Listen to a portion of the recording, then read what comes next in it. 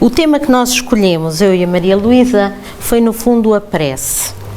E escolhemos este tema porque, apesar de muito se falar sobre a prece, apesar de todos nós fazermos preces, eu acho que, e nós achamos que nem sempre o significado da prece é completamente entendido.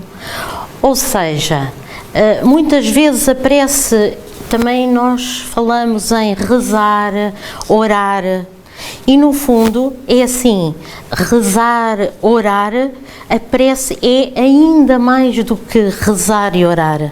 Rezar é no fundo repetir coisas, já ler textos, é uma repetição de palavras. Orar no fundo acaba por ser e pode ser falar, discursar. A prece acaba por ter um sentimento associado e daí que seja muito mais do que simplesmente rezar ou orar. Neste nosso trabalho nós vamos tentar então explicar o porquê da prece, quando fazer a prece e como fazer a prece.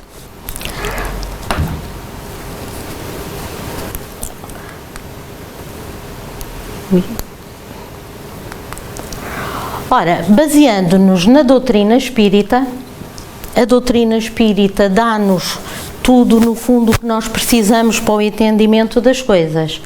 Na obra O Evangelho segundo o Espiritismo, logo no capítulo 5, há o capítulo que nos fala bem-aventurados os aflitos, onde nos é dito que a felicidade não é deste mundo.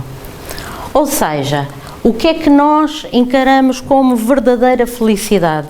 A verdadeira felicidade não é algo material, acaba por ser um estado de espírito que vai variar consoante a nossa condição espiritual, consoante o nosso desenvolvimento e avanço espiritual. Não sendo algo material, é algo que vamos adquirindo e diz-nos também que no fundo, na Terra, nós nunca alcançaremos a felicidade que desejamos. Porquê? Porque a Terra é um mundo de provas e expiações e sendo um mundo de provas e expiações, estamos num mundo onde o mal impera ainda mais do que o bem. Daí que a felicidade plena, aquela que nós buscamos e procuramos alcançar, não será aqui que a vamos encontrar. Na realidade, ao longo da nossa existência, nesta vida terrena, nós vamos experimentar momentos de desalento, desânimo, de dor, provas, dificuldades. Tudo isso faz parte da nossa existência atual. No entanto, quem é que nos vai ajudar a suportar toda esta nossa existência, as dificuldades e provas por que passamos? Vai ser Jesus. Jesus deu-nos o caminho certo para superar todas as dificuldades nesta existência. Num outro capítulo mais à frente, então, é um capítulo dedicado à prece. É o capítulo 27, onde, recorrendo a vários textos bíblicos, no fundo nós vamos retirar toda a informação necessária para o nosso entendimento de como fazer uma prece. Logo no primeiro ponto, é-nos dito que, quando oramos, não precisamos de ser como os hipócritas, aqueles que gostam de orar em pé, dar nas vistas, para serem vistos a orar. Implica que, e recomenda-nos que nos recolhamos para orar, em segredo, intimamente. Também nos dizem que, para orar, não convém se tivermos algum ressentimento, mágoas com alguém. Não, temos que perdoar antes de orar. E também, ainda nas referências bíblicas, através de uma parábola, a parábola do fariseu e do publicano, Jesus dá-nos e passa-nos uma outra mensagem. O que é que esta parábola no fundo diz? Diz-nos que oraram um templo, um fariseu e um publicano. O fariseu orou intimamente, mas orou de certa forma a elogiar-se. Ele dizia e orava que ele não era como os outros homens, ele era melhor do que os outros. Ele dava o dízimo, ele não era como os seus semelhantes. Enquanto que o publicano nem sequer conseguia olhar, pôr os olhos para cima. E humildemente ele dizia: Deus, perdoa-me. Perdoa-me porque eu sou um pecador. Ora, temos nesta parábola o quê? Temos duas atitudes completamente diferentes. Uma de um homem orgulhoso, outra de um homem humilde. E com estas três mensagens dos escritos no fundo da Bíblia, nós temos os ensinamentos de Jesus. O que é que Jesus nos vai ensinar para podermos orar, fazer uma prece em condições? Ora, para já não vai restringir a prece a nenhum local. Não é obrigatório que para uma prece tenhamos que ir a um templo. Não é obrigatório que tenhamos uma religião. Não interessa a religião. Não temos que ter nenhum ritual específico, quer seja ajoelhar, quer seja da nossa história católica, quer seja fazer o sinal da cruz, todos aqueles rituais habituais que vêm, de certa forma, do nosso passado. Não obriga a nada disso. Jesus, no fundo, convida-nos a quê? Jesus convida-nos à sinceridade, a sermos sinceros com nós próprios, a reconhecermos-nos como nós somos, ou seja, aos nossos defeitos, porque não somos perfeitos. Ao fazermos uma prece, deveríamos ser quê? Primeiro que tudo, autoanalisarmos-nos a nós próprios, a perdoarmos a quem nós achamos que tem defeitos, porque nós defeitos teremos, com certeza.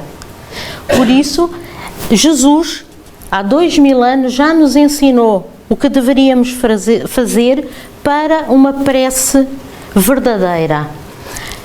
A principal coisa acaba por ser o quê? Uma sintonia com Deus. Ou seja, imbuirmos no nosso íntimo, no nosso coração, a sintonizar com o nosso Pai. Através de quê? Através do pensamento. Porque o pensamento é mais poderoso que quê? É mais poderoso que a palavra. Com o pensamento nós conseguimos ligar-nos a Deus, sintonizar com Deus, com os espíritos superiores que o auxiliam e que nos vão prestar o auxílio também a nós. Ou seja, no fundo, para uma prece, o que é que nós temos que ter em consideração? Temos que ter em consideração o verdadeiro sentimento, aquele que sai do nosso coração. Uma prece com sentimento, não interessam as palavras, são palavras bonitas, muito longas. Não, o sentimento é o principal motor de uma verdadeira prece. E tudo isto já Jesus nos ensinava. Tudo isto já Jesus nos dizia que teria que ser assim. Depois o homem é que foi mudando e adaptando às religiões, às ditas religiões. No entanto, os verdadeiros ensinamentos de Jesus baseavam-se realmente no nosso coração, no nosso sentimento e em nós absorvermos os nossos defeitos e tentar quê? Tentar mudar o nosso coração. Mais valioso do que palavras são muitas vezes os nossos atos, as nossas ações. Daí que um ato também pode ser um ato bondoso, humilde, a praticar o bem, funciona como uma prece, é uma prece.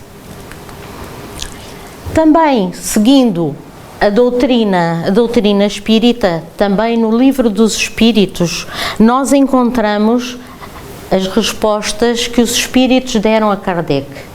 Na questão 659, onde se pergunta qual o caráter geral da prece, os espíritos disseram a Kardec que a prece é um ato de adoração. Fazer preces a Deus é pensar nele, aproximar-se dele e pôr-se em comunicação com ele. Pela prece podemos fazer 3 coisas: louvar, pedir e agradecer. Ora, a maior parte das vezes, o que é que nós fazemos? Pedimos. As preces, regra geral, esquecemos-nos de quê?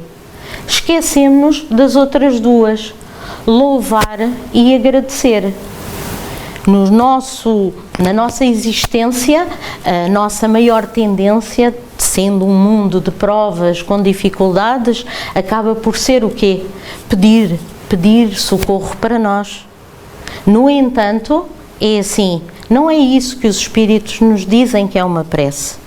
Também é uma prece louvar e agradecer, que é algo que muitas vezes nós nos esquecemos. Portanto, o que é que se entende então como louvar? Como é que nós podemos louvar? Louvar, no fundo, é enaltecer os desígnios de Deus sobre todas as coisas. Poderá ser irmos num carro de manhã e ver aquela paisagem linda, aquela paisagem que nos encanta. Estamos a louvar o quê? Tudo o que Deus criou. Estamos, no fundo, a agradecer-lhe depois também pela nossa quê? Pela nossa existência. É importante irmos reconhecendo as inúmeras bênçãos que temos nesta existência. Muitas vezes não pensamos nelas, mas no fundo, quer seja a alegria, a fé, os amigos, a bênção de ter um trabalho, a oportunidade de fazer o bem, a esperança, a família, a dádiva da vida, a oportunidade que temos nesta reencarnação para superar, se calhar, alguns desajustes da nossa existência, tudo isso também é de agradecer a Deus. E, claro, também pedir, porque não? Precisamos muitas vezes de pedir. Temos muitas vezes que recorrer em busca de auxílio para que Deus nos dê quê? Coragem, força, equilíbrio para enfrentar os nossos desafios. Tudo isto dentro do bem geral para todos. Não é irmos pedir coisas impossíveis, porque obviamente muitas dessas coisas não serão quê? Atendidas, porque nós viemos a esta existência também para ultrapassar determinados desafios. Nem tudo o que nós possamos pedir vai ser atendido. E Deus sabe melhor do que nós o que nós precisamos para podermos quê? Para podermos evoluir e prosseguir no nosso caminho. Muitas vezes temos que passar por determinadas provas, determinados sofrimentos, mas quando pedirmos, Deus vai nos dar o quê? Vai nos dar a coragem, vai nos dar a fé para aceitar a nossa existência, as nossas dificuldades e até para nos ajudar a quê? A suportá-las com alegria, porque estar nesta existência é, no fundo, uma alegria, é uma oportunidade para nós crescermos e evoluirmos. Também no Livro dos Espíritos, na questão 660, Kardec perguntou aos espíritos se a prece torna o homem melhor. E os espíritos disseram que sim, porque todo aquele que fizer preces com fervor e confiança vai se tornar mais forte contra as tentações do mal. E para além disso, Deus vai-lhe enviar os bons espíritos para o assistir. É um socorro jamais recusado quando o pedido é feito com sinceridade. Por isso, sem dúvida que a prece torna o homem melhor. E acaba por o tornar melhor, porquê? Porque no fundo, e depois veremos mais tarde ainda melhor isto que eu aqui vou dizer, a prece acaba por ser o quê? Acaba por ser uma projeção do pensamento. E essa projeção do pensamento vai estabelecer uma corrente fluídica que, obviamente, depende de quê? Da tal sinceridade, do empenho, no fundo, da evolução espiritual de cada um. E a prece tem um poder muito, muito grande e um grande alcance, porque no fundo, nesta relação fluídica do fluido universal que nos envolve a todos, espíritos desencarnados, espíritos no planeta, é assim, a corrente de pensamento facilmente chega ao outro. E daí nós conseguimos, dependendo também da intensidade moral e da fé com que é feito e o sentimento com que é feito, conseguimos atrair muitas vezes a ajuda de quem? Dos espíritos superiores que nos podem, direta ou indiretamente, ajudar a resolver as nossas dificuldades, os nossos problemas, através da intuição de bons pensamentos. A prece não muda, como eu também já referi há pouco, a prece não vai mudar as leis imutáveis. Ela não vai mudar o nosso destino. Mas isto não quer dizer que nós estamos fadados a um destino. Deus deu ao homem o livre-arbítrio, ou seja, o homem consegue tomar as suas decisões e seguir os seus caminhos. Através da prece, nós conseguimos arranjar conselhos, conseguimos obter ajuda para as nossas dúvidas, para as nossas súplicas não serão atendidas em plenitude, porque Deus sabe melhor do que nós o que nós precisamos para a nossa evolução. E há muitas coisas em que não pode atender-nos, mas pode-nos minorar essa nossa prova. Ou seja, acaba por nos dar a fé, a coragem que necessitamos. Por isso, assim, através da prece e da ligação, a sintonia com os espíritos superiores e com Deus, nós vamos conseguir buscar o quê? Vamos conseguir buscar todas as fontes de energia para o nosso bem-estar, para nos dar auxílio nos caminhos que temos que trilhar, nas provas que teremos que passar. Por isso, é assim, no fundo, orar é um hábito de um valor inestimável. Deve ser exercido diariamente, porque no fundo, ao orarmos, nós criamos um campo de energias positivas que nos trazem benefícios a nós próprios e também a quem nos rodeia, porque no fundo o ambiente em torno de nós acaba por ficar Acaba por ficar muito mais elevado. Ou seja, é um hábito que deve ser realmente exercido diariamente. Não precisamos de o fazer deitados, sentados, em pé, às escuras, de olhos fechados. Não interessa como o fazemos ou onde fazemos, desde que estejamos em recolha connosco próprios, que tenhamos feito a nossa higiene mental. Através também dos nossos atos, vamos começando a sintonizar com os bons espíritos que nos rodeiam, afastando todos aqueles que nos possam que nos possam causar alguma influência menos boa. Por isso, se estamos depressivos, se estamos tristes, devemos orar. Se estamos alegres, se estamos felizes, devemos orar. Lá está as duas vertentes, não só a parte de pedir, mas também o quê? A parte de agradecer e louvar a Deus pela oportunidade em que nós estamos. Nesta imagem, a minha ideia foi, e é isso que a prece, foi a imagem que melhor descreveu a prece para mim. Temos um mundo cinzento e com a prece o mundo vai se colorindo, vai ficando colorido, vai ficando com uma nova cara, que é no fundo o quê? A nossa aproximação à espiritualidade, a nossa aproximação a um mudar interior dentro de nós.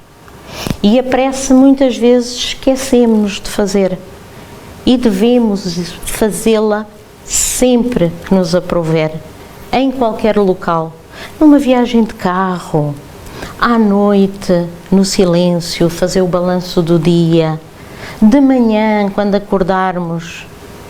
É sempre benéfico e bom para nós. Pronto, agora vão introduzir com a minha colega, vão perceber melhor os mecanismos da prece. Em primeiro lugar, eu não sou neurocientista, tá? Mas eu vou falar um pouquinho o que nos diz a ciência, a neurociência, sobre a prece. E eu acho isso muito importante, porque a gente tem que ter um entendimento um pouquinho mais amplo, né? E vai de encontro a tudo o que a Catarina falou aqui nesse momento. Bom, para falar de neurociência, primeiro eu tenho que falar desse senhor, que é o Wilder Penfield, foi um neurocirurgião, neurofisiologista, e ele é muito importante na área das neurociências e na área de anatomia, porque ele descobriu o mapeamento das funções cerebrais no cérebro, quando estimulava diretamente no cérebro. Por exemplo, estimulava uma partezinha aqui que se chama o córtex pré-motor de um paciente consciente em cirurgia, crânio aberto, ele estimulava, esse paciente, digamos, levantava o braço. Então ele começou a mapear todo o cérebro. Então tem uma área da fala, tudo isso que a gente conhece hoje, que vê, né, na ciência, nas reportagens. Essa área da fala, essa área da memória, aquela é a área que movimenta os membros, a área da linguagem, e tudo isso foi ele que mapeou, né? Então aqui tem um desenho que ele mesmo estava fazendo em aula, né? Ele era professor também, e aqui é um cérebro e não é vocês não estão vendo lateral, vocês estão vendo frontal, tá? De frente. Então, ele, quando abria a caixa craniana dos seus pacientes, e já vou explicar porque ele fazia isso, ele não era malvado e nem estava fazendo experimento, tá? Ele estava fazendo cura. Então, ele estimulava essa parte mais externa do cérebro, que é o córtex, que a gente chama, tá? Com indução elétrica leve nesses pontos. Por que ele fazia isso com os pacientes? Eram pacientes que eles tinham um tipo de epilepsia, né, que não respondia a medicamentos. E esses pacientes relatavam que pouco antes de ter a convulsão epilética, eles tinham visões, eles tinham algum sinal, né, fora do normal, que logo a seguir vinha a convulsão epilética. Então ele entendeu que ele tinha que descobrir a área que estava promovendo essa convulsão epilética, remover cirurgicamente para dar qualidade de vida para esse paciente. E assim foi mapeando quase que sem querer, porque ele ia conversando com o paciente durante a cirurgia, vários e vários pacientes ele teve, e ele mapeava então todas as funções cerebrais no cérebro, através então de estímulo elétrico, tá? Esse senhor então chegou à conclusão nesse mapeamento de que a mente tem uma existência que é distinta do cérebro. Ou seja, os nossos pensamentos, eles não pertencem ao cérebro, ele vem de algum lugar. Por quê? Sempre que ele estimulava aquele cérebro das pessoas em vida, ele via que tinha que ter então um estímulo externo, um elétrico direto no córtex cerebral. Porém, ele não conseguiu achar um local onde o paciente pudesse decidir. Então, isso significava que a decisão vinha de outro ponto, que seria o que ele chamava de mente. Vou dar um exemplo para vocês. Vocês estão cozinhando, fazendo o almoço, lá pelas tantas coloca a mão na panela, desculpa, é tacho aqui, né? Não é panela, tacho quente, né? Mas também panela? É, mas eu vejo mais tacho. Então, bota a mão na panela quente, imediatamente, o que a gente faz? A gente tira a mão, né? Mas, quando nós tiramos a mão nesse momento, nós não pensamos, né? Isso aí foi o quê? Quando eu coloquei a mão, a minha inervação local sentiu o calor, né? Levou essa informação até o córtex cerebral, onde recebeu um estímulo elétrico, da mesma forma que o Penfield fazia, né? Quando recebeu o estímulo elétrico, imediatamente voltou outro estímulo com a informação, e daí ativando a musculatura para tirar a mão. Mas me diz uma coisa, quando eu for pegar o livro do Divaldo, o que estimulou eu pegar com o braço assim e levantar o livro do Divaldo? A vontade. E a vontade vem do pensamento, né? Então, sempre que o córtex cerebral é estimulado, nós vamos ter uma resposta. Nesse caso, quem estimulou foram as ondas do pensamento, né? Foi a vontade, que é o pensamento, que fez com que eu fosse lá e pegasse o livro. Então, por que eu estou falando isso? Porque aqui fica bem claro que a mente é uma coisa, né? E o cérebro é outra. Mesmo que ainda há discussões muito ferrenhas, principalmente com neurocientistas mais materialistas, mas existe uma gama de neurocientistas atualmente que está realmente admitindo que a mente é separada do cérebro. Se ela é separada do cérebro, só pode vir como uma ferramenta da consciência espiritual, não é? Então, vamos seguindo lá. O que os neurocientistas estão fazendo hoje em dia? Olha só, estímulo através de um capacete, isso em 2011, estímulo através do capacete, né, em zonas onde nós temos o mapeamento cerebral. Então, eles estimulam essas regiões no córtex cerebral pelo couro cabeludo mesmo, tá? Para fazer com que pessoas que tenham perdido membros ou alguma deficiência, né, movimente, e conseguiram. Em 9 anos, nós já não precisamos mais do capacete. Que coisa linda! Em 9 anos, pelo pensamento, tá? O que houve aqui? O sujeito pensou, aquele chipzinho captou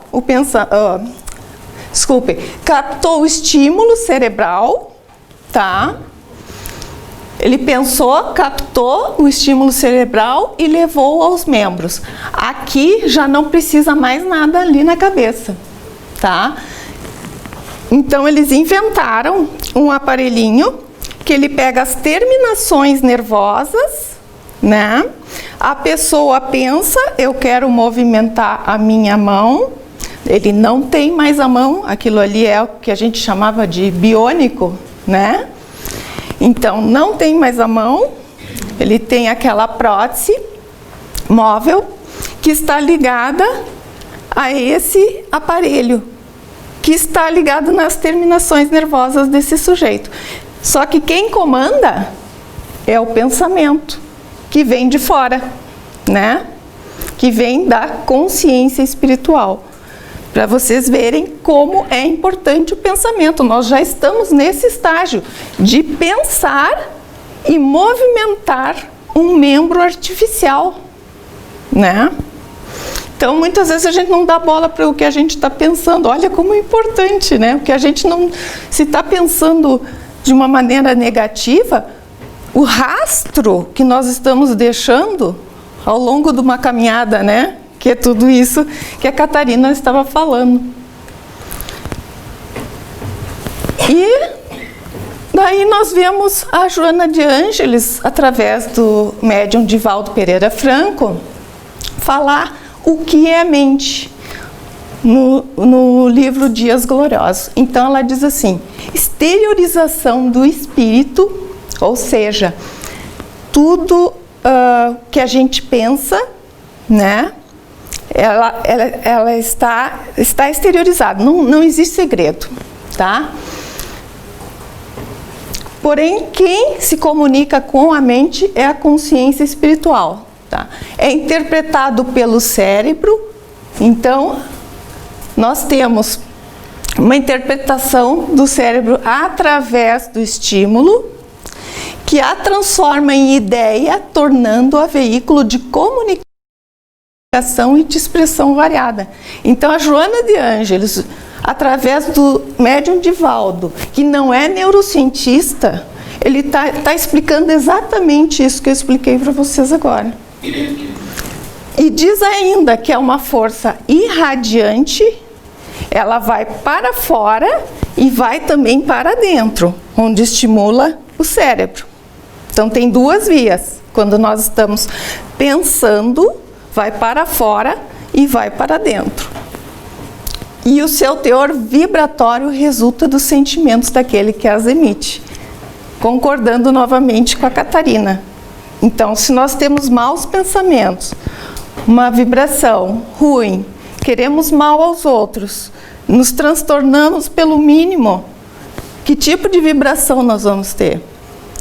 Então, nós vamos ter essa força irradiante com um teor vibratório muito ruim. Mas onde é que está a prece nessa história? Só está falando de pensamento, né? Aquela coisa toda. O importante que eu quero salientar ainda dentro da neurociência é que estudos muito atuais têm notificado, através de exames de imagem, que pessoas que realizam prece ou meditação modificam o estímulo no córtex cerebral. Se concentram em determinadas zonas. Quem realiza a prece sincera, íntima, né, com muito sentimento, estimula as zonas do córtex cerebral que faz com que nós conseguimos sentir paz, aumenta a quantidade de dopamina, fazendo com que diminua a depressão, casos depressivos, traz a sensação de felicidade e, melhor do que isso, se a pessoa tem o hábito de orar todos os dias, essas reações não são só no momento da prece, se torna durante todo o dia. Então, a pessoa se sente bem se ela tem o hábito de fazer a prece todos os dias. Uma prece com uma boa higiene mental, com uma aproximação a Deus, aqueles espíritos bons. E como é que a gente pode fazer isso? Vamos seguindo mais um pouquinho. Chegamos lá. Bom, o Espírito Emmanuel, através de Chico Xavier, diz sobre o cérebro, concordando com tudo isso que vimos até então. É aí, no cérebro, neste microcosmo prodigioso, que a matéria mental, ao impulso do espírito, então quem comanda é o espírito, né? É manipulada e expressa em movimento constante, produzindo correntes que se exteriorizam no espaço e no tempo. Então, todos esses pensamentos, os bons pensamentos, eles vão estar sendo exteriorizados.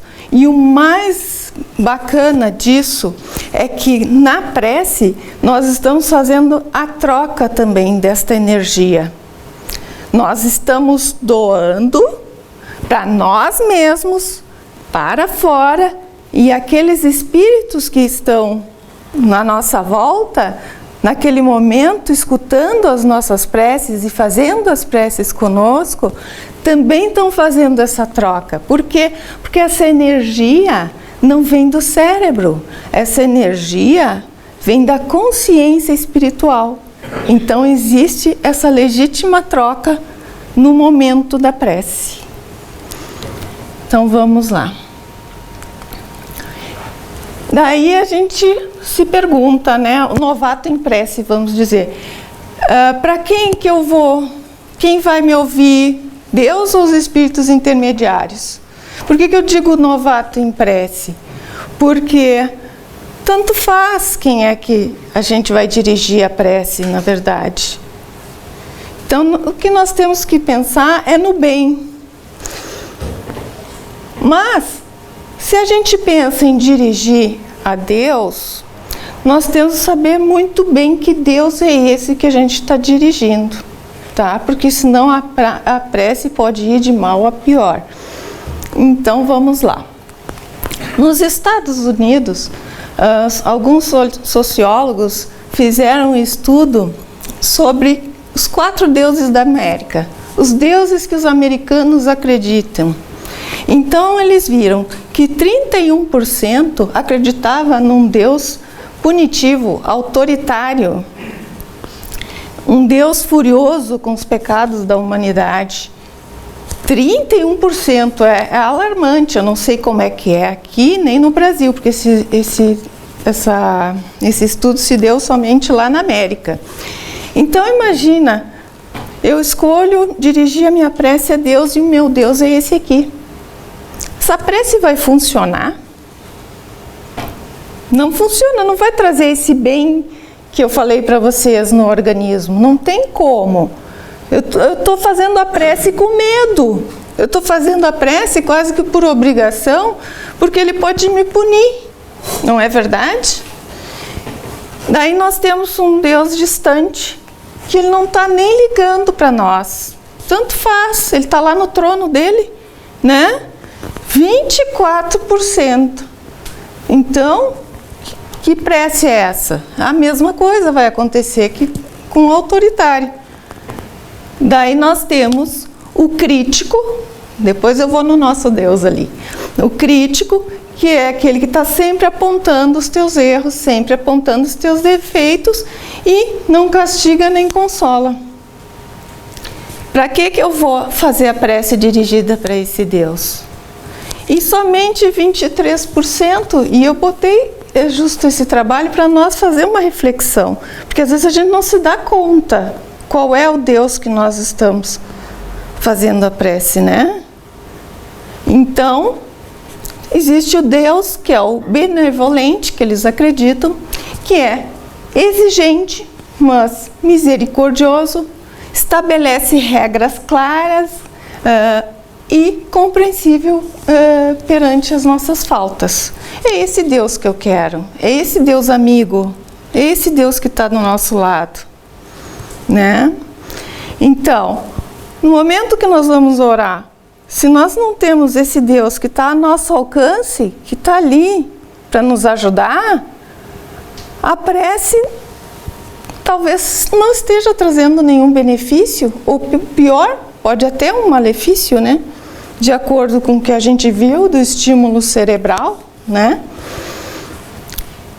E se vamos nos dirigir aos nossos amigos espirituais, intermediários, temos que pensar bem, vamos fazer uma higiene mental, né? Que foi o que a Catarina falou, passar o dia, valorizar a natureza, valorizar os momentos, os aprendizados do dia, não ficar com raiva, rancor, ou desespero, porque está com um problema na família muito sério, não consegue resolver, e vai para a oração com aquilo, já trazendo o dia todo, e vai para a oração, pelo amor de Deus, resolve a minha vida. O que eu vou atrair? Eu vou atrair espíritos que estão nessa mesma vibração, né? Por perto. Porém, se eu seguir uma rotina, um dia mais leve, né? Aceitar as coisas que acontecem, que muitas coisas não estão nas nossas mãos e a gente sabe disso, nós vamos começar a atrair espíritos que realmente nos deem essa paz e essa sensação de felicidade.